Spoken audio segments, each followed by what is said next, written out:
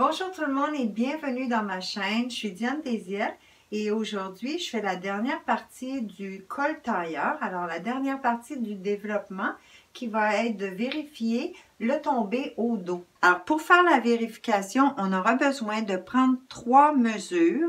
Comme je disais, on va les appeler A, B et C. La première, A, on va venir mesurer du point d'encolure devant jusqu'à notre niveau d'épaule sur le tombant de col.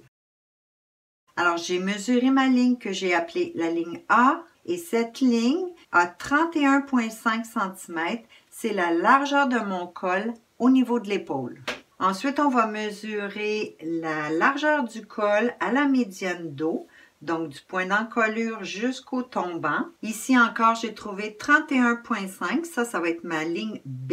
Ma dernière mesure à prendre, ça va être le C, qui va être le tombant au dos, donc le numéro 8. Ici, j'ai trouvé 11,5 cm pour mon C. C'est ce que j'ai présentement. Maintenant, on va prendre le plan du dos, puis on va venir placer nos mesures qu'on a trouvées pour faire la vérification. Alors, je vais commencer par la mesure du A à l'épaule. Alors, je me place sur mon point d'épaule. Et ce que je vais faire, c'est placer ma règle avec 2 fois la mesure de mon pied de colle vers la médiane. Ici, ça va être 16 cm puisque mon pied de colle était de 8 cm. Le pourquoi, c'est que le col va remonter de 8 et redescendre de 8 avant d'atteindre le niveau de l'épaule. Maintenant, la mesure est de 31,5. Alors, je vais pouvoir juste indiquer mon 31,5 sur l'épaule du dos. Maintenant, je vais faire la même chose avec ma mesure de médiane dos, qui est également 31,5. Donc, je place 2 fois la mesure de mon pied de colle, qui est pour moi 16 cm aujourd'hui. Puis, je vais indiquer ma largeur totale de col, 31,5, sur la médiane dos. Maintenant vient le point intéressant où on va découvrir une grande différence entre ce qu'on a et ce qu'on a besoin. On va venir mesurer du tombant à la médiane dos jusqu'au tombant qu'on a trouvé au niveau de l'épaule, en diagonale comme ça. Vous pouvez tracer une ligne pointillée si vous voulez, mais ce qu'on a besoin, c'est la mesure du segment. Maintenant, j'ai mesuré mon segment, qui est le segment C. J'ai trouvé 28,5. Alors ça, c'est la mesure que j'ai besoin pour le tombant de mon col au dos. Et si vous vous rappelez, ce que j'ai au devant présentement, c'est seulement 11,5 cm. Alors maintenant, ce qu'on doit faire, c'est faire la différence entre la mesure nécessaire et la mesure qu'on a présentement sur notre plan. Moi, j'ai trouvé une différence de 17 cm manquant. Et pour obtenir ce 17 cm manquant, je vais devoir découper et ouvrir toute ma partie du col dos. Alors, ce que je vous conseille, c'est de placer un autre papier en dessous vis-à-vis de la partie col dos. Puis, vous allez retracer la partie du dos pour l'avoir sur l'autre papier.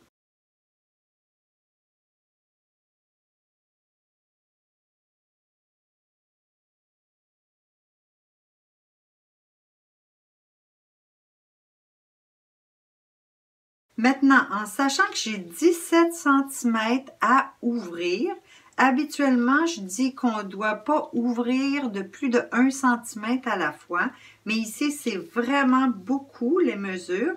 Alors, ce que je vais faire, c'est diviser mon 17 cm par 11, ce qui va me donner une ligne environ à chaque centimètre. J'aurai donc 10 ouvertures sur mon bout de papier, puis une ouverture supplémentaire que je vais faire directement après ma ligne d'épaule. Les ouvertures vont être de 1,5 cm.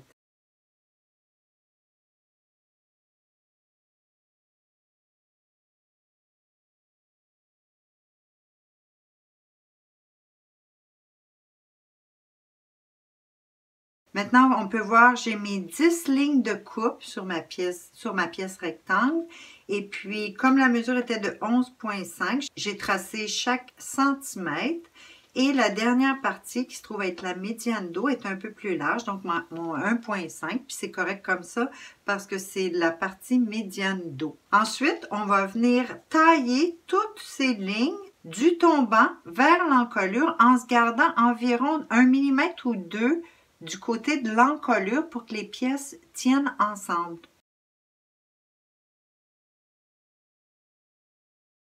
On est maintenant prêt à développer le tombant du col au dos.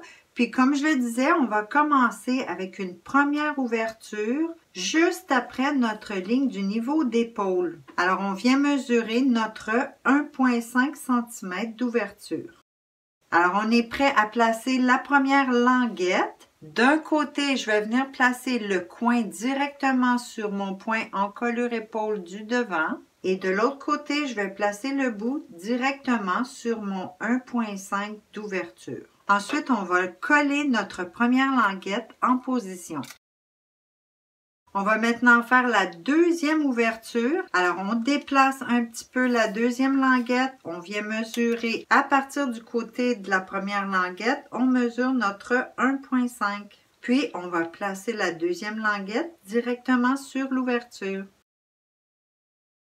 Je vais continuer de la même façon pour toutes les autres ouvertures en ajoutant 1,5 cm entre chacune des ouvertures.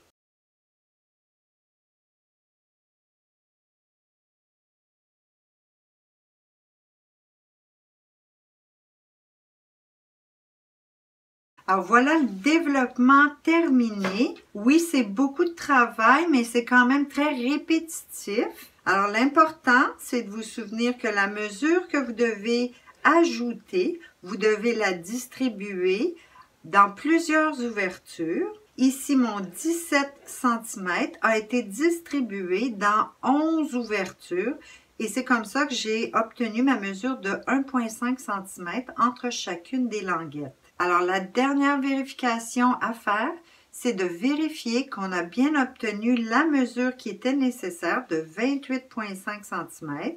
Donc, on mesure de l'épaule jusqu'à la médiane dos. Puis ici, je peux voir que j'ai bien ma mesure de 28,5 cm.